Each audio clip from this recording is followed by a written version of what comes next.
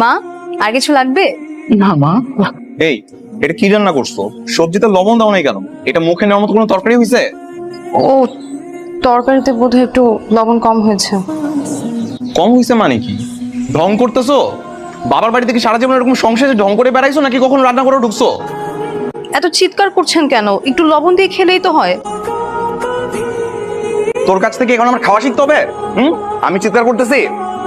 লবণ দিয়ে খাবো না? এই যা, নে হাত ধর, নে, নে। লবণ দিয়ে খাইতে হবে না, এবার তুই লবণ দিয়ে খা।